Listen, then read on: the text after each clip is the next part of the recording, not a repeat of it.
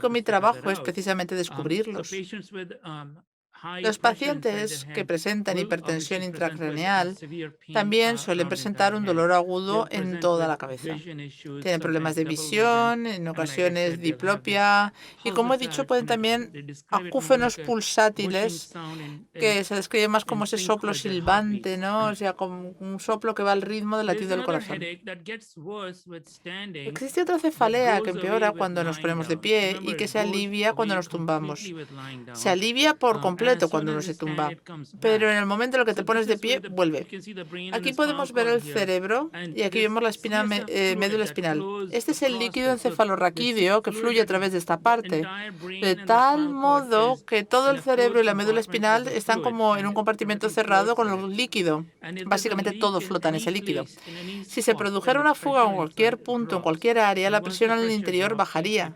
Una vez baja la tensión, estos pacientes empiezan a presentar cefaleas que empeoran precisamente cuando están de pie y que desaparecen cuando el paciente se tumba. De tal modo que estas cefaleas que empeoran cuando nos ponemos de pie y que desaparecen por completo cuando nos tumbamos se deben a esa hipotensión en la cabeza. Pero hay un caso en el que podemos tener hipertensión intracraneal debido a esta alta tensión dentro de la cabeza. Se produce la fuga.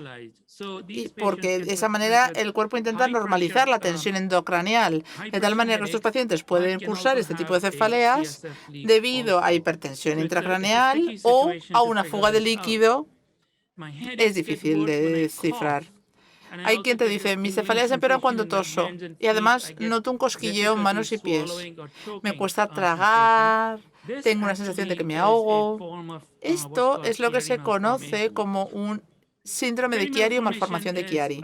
Este síndrome normalmente se describe como si nuestro cerebro intentara herniarse a través del orificio en la parte inferior del cráneo, porque tenemos una abertura en la parte inferior del cráneo y nuestro cerebro intenta colarse por ella. Los pacientes con síndrome de Chiari sufren dolor cervical, problemas de equilibrio, mareos, y fijaros que los mareos también pueden darse por el síndrome de taquicardia postural ortostática. Así que sufren mareos, les cuesta tragar, coordinan mal manos y, como hemos dicho, cefalea que empeora cuando tosen.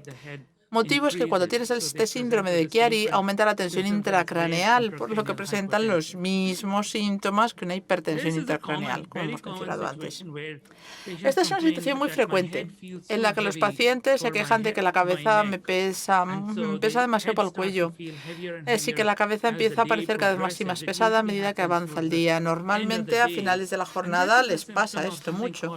Y este es un síntoma de inestabilidad craneocervical, en el que hay dolor cervical, cefaleas, les cuesta tragar, tienen incluso síntomas de taquicardia postural ortostática, fatiga también con frecuencia, mareos. A menudo te los encuentras con que están sentados con la barbilla en las manos o con la cabeza colocada de este modo.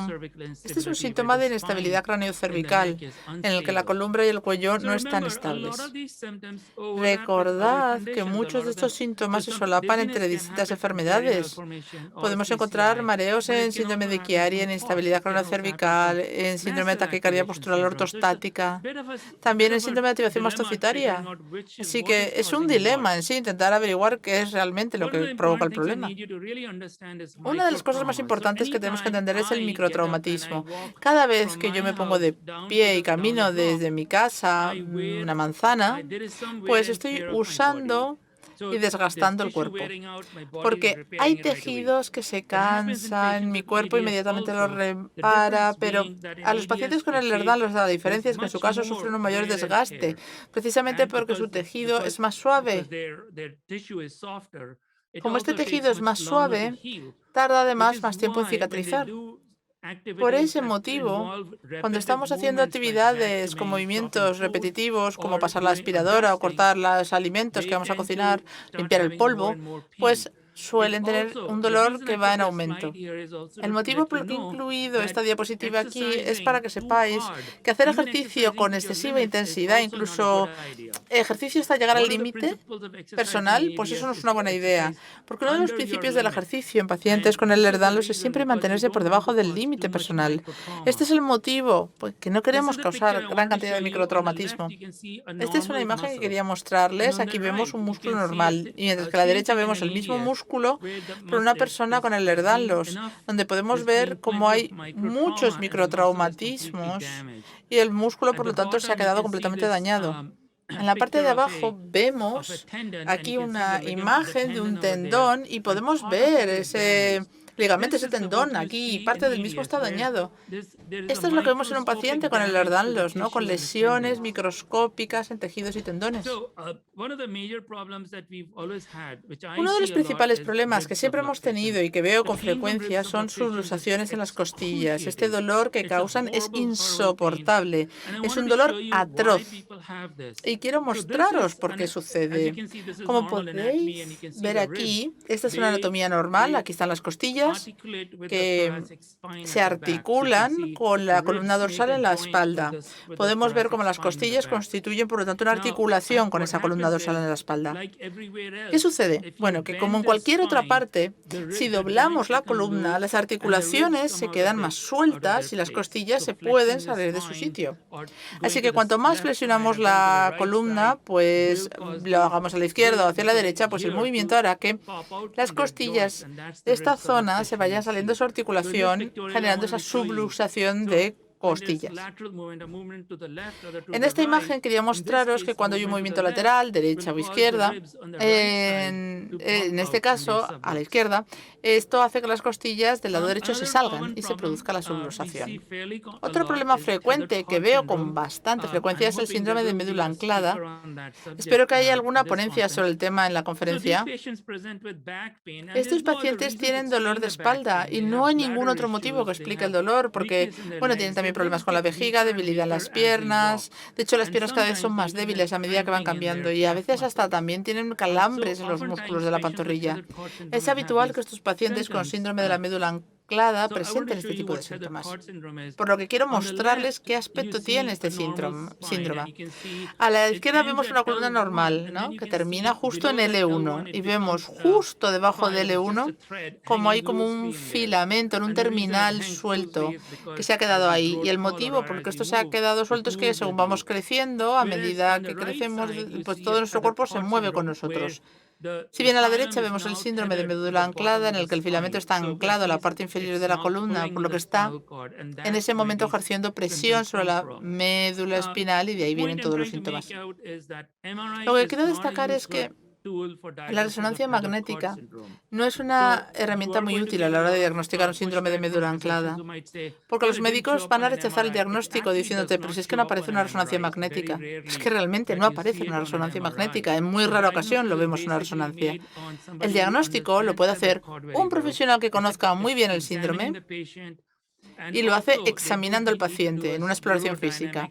Además, debería realizarse un estudio de urodinámica para analizar el estado de la vejiga, porque esto aporta generalmente información.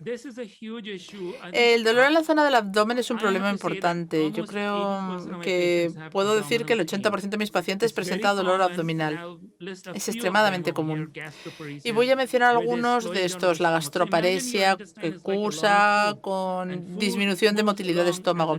Imaginemos que el intestino es como un largo tubo en el que la comida se mueve a la velocidad de la pasta de dientes y reducimos esa velocidad. La comida se queda ahí atascada, empieza a fermentarse, el tubo se llena de gases, se hincha, duele. El síndrome de taquicardia postural ortostática también puede provocar dolor abdominal. Debido a la ralentización de los intestinos, se da la hiperproliferación bacteriana intestinal o SIBO. En algunos casos, sobre todo en pacientes que han sido sometidos a cirugía abdominal, no debemos encontrarnos con el síndrome de atrapamiento del nervio cutáneo abdominal, que lo que realmente significa es que el nervio abdominal se ha quedado atrapado dentro del músculo, provocando un dolor insoportable. El peor de los dolores dentro de los problemas gastrointestinales es el del síndrome del ligamento arcuato medio. Estos pacientes sufren un dolor realmente insoportable y agudo cada vez que comen. El síndrome de activación mastocitaria, del que voy a hablar un poco más en profundidad, puede provocar una inflamación difusa en intestinos. Así que una vez que el intestino se inflama, se detiene, deja de trabajar, deja de moverse.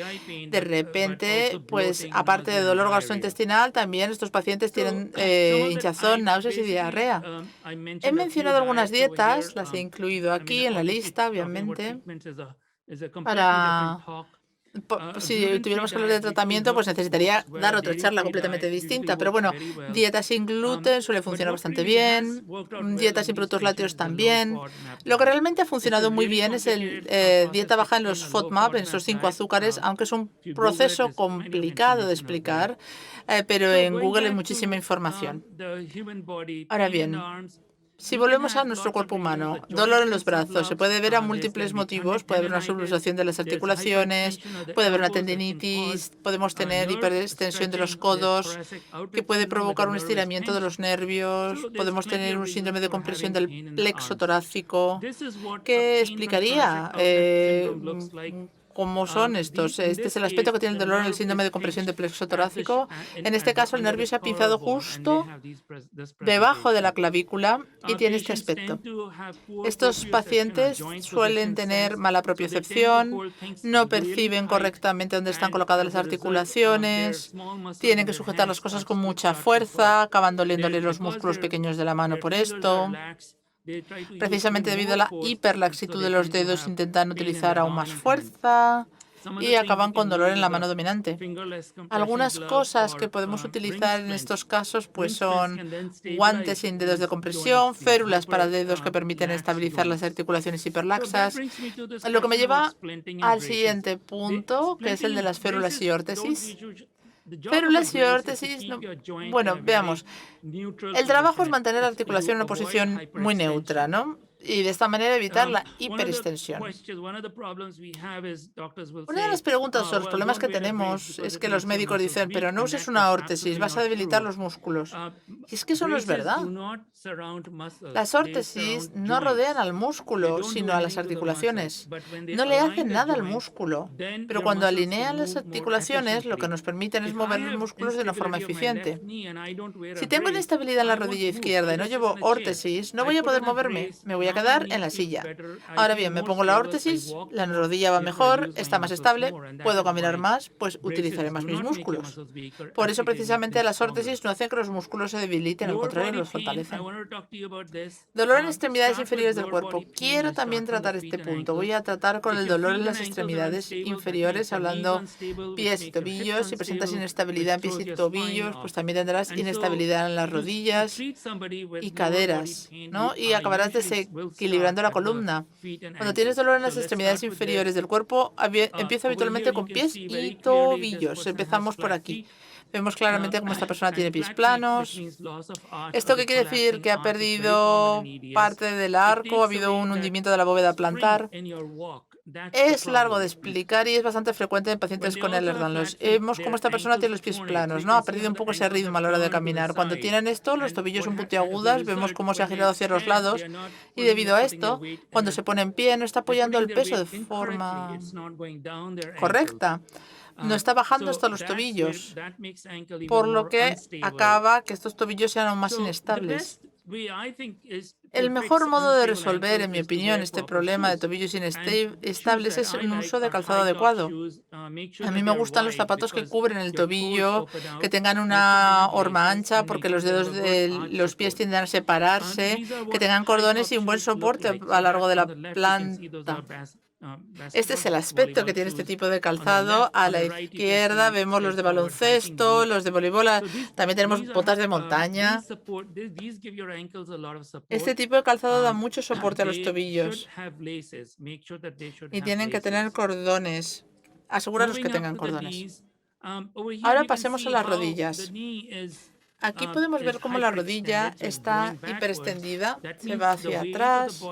Esto quiere decir que el peso del cuerpo Se salta la rodilla y se va directamente al tobillo. Así es como empieza a provocar un dolor que cada vez es mayor.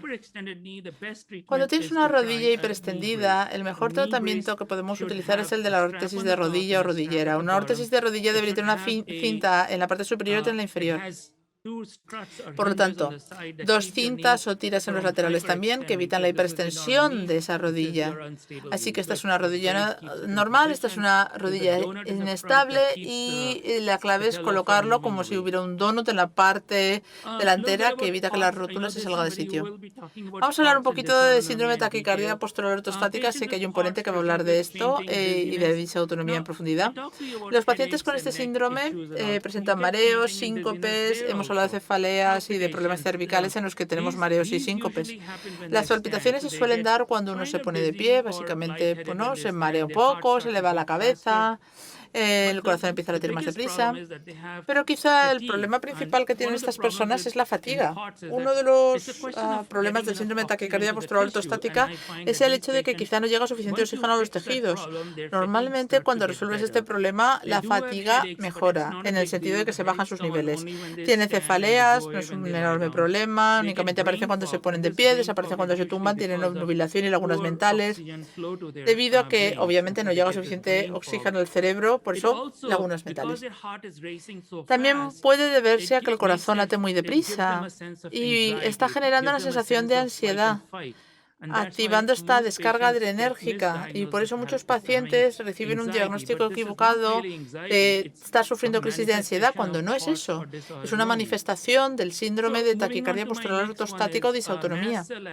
Ahora, el siguiente es el síndrome de activación mastocitaria. Este es un síndrome bastante complicado que espero que haya una ponencia sobre este tema. Cuando hablamos de síndrome de activación mastocitaria, el mejor modo de explicar lo que es decir que es como si el paciente tuviera la gripe todo el tiempo, ¿no? Está cansado, tienes ahora calor, ahora frío, tienes mucha temperatura, estás sudando, te sientes enfermo, no tienes apetito. Es como si estuvieras incubando la gripe. Es muy doloroso, duele todo el cuerpo. Pero no solo duele todo el cuerpo, es que además duelen las articulaciones que ya de por sí dolían antes. Generas sarpullidos, picores, dolor estomacal de la vejiga, dolor en los huesos. Estos son algunos de los problemas que nos podemos encontrar con un síndrome de activación mastocitaria. La fatiga es un problema importante en síndrome de Ehlers-Danlos, sobre todo en niños. Hay múltiples motivos que explican la fatiga. Además del síndrome de Ehlers-Danlos, pues tenemos el síndrome de taquicardia postural ortostática, causa fatiga, síndrome de activación mastocitaria, mucha fatiga. Ciertos fármacos que se recetan también generan fatiga, el dolor causa fatiga. Los pacientes no duermen bien, tienen una inversión del sueño en la que están despiertos por la noche y se quedan dormidos durante el día. Sospecho que muchos de ellos además pueden tener disfunción mitocondrial secundaria. Las mitocondrias son como las pilas recargables del cuerpo. O entonces estas pilas recargables, si no funcionan bien, bueno, pues entonces lo que tenemos es una disfunción secundaria mitocondrial. Y hay formas de tratar esto. Para resumir un poco mi presentación, lo que quiero es mostraros cómo distintas cosas están conectadas. Recordad que al inicio he dicho que para encontrar el problema tenemos que averiguar qué es lo que se ha roto. Pues si nos centramos en la fatiga, sabemos que el Ehlers-Danlos produce fatiga, que también puede producir síndrome de taquicardia postural ortostática y síndrome de activación mastocitaria. Los tres síndromes causan fatiga. Así que limitarme a tratar síndrome de taquicardia postural ortostática no va a resolver el problema de la fatiga. Tengo que tratar el síndrome de activación mastocitaria también y ver dónde está el problema. Dolor difuso. Todos estos tres síndromes cursan con dolor. Ni siquiera estoy incluyendo síndromes relacionados con la columna, como la inestabilidad cranocervical, el síndrome de médula anclada, pero todos estos síndromes combinados pueden producir dolor. Por lo que hay que descubrir qué es lo que causa este dolor para poder tratarlo. Síndrome de médula anclada también genera cefaleas, que también pueden venir por el síndrome de Chiari, que también puede venir de una fuga de líquido cefalorraquídeo, que puede deberse a una hipertensión intracraneal, o un síndrome de taquicardia postural ortostática, o síndrome de activación mastocitaria, o síndrome de Ehlers-Danlos. Hay cientos de motivos por los que los pacientes con Ehlers-Danlos pueden pueden tener cefalea. Podemos intentar descubrir 2, 3 de los posibles culpables que las provocan. Tratemos los uno a uno y a ver qué pasa. Dolor articular, lo podemos ver en los mastocitos, los vemos en el síndrome de médula anclada, los vemos con los mareos en síndrome de taquicardia postural ortostática, en síndrome de Chiari, en inestabilidad craneocervical. ¿Veis? Lo que estoy intentando explicar es que no hay una única explicación para la gran mayoría de estos síntomas, sino que existe una combinación de síntomas, así que hay que tratarlos uno a uno. Uno a uno. Los problemas gastrointestinales pueden ser la causa de todo esto. Pueden provocar síndrome de taquicardia postural ortostática, síndrome de activación mastocitaria. La nutrición pasa por todo el aparato digestivo. Todo puede generar problemas gastrointestinales. Esta sensación de ansiedad que con frecuencia se diagnostica mal, te dicen, tienes crisis de ansiedad, pero puede deberse a un síndrome de taquicardia postural ortostática, a un síndrome de activación mastocitaria. El síndrome de activación mastocitaria empeora el síndrome de taquicardia postural ortostática. He tenido que hablar muy rápido y de forma muy breve, pero quería incluir muchísima información en mi presentación y ni siquiera he podido tocar el tema de tratamientos, porque es que para eso necesito 5 días, lo mínimo. Aún así, espero que entendáis los problemas que acompañan al Ehlers-Danlos y muchas gracias.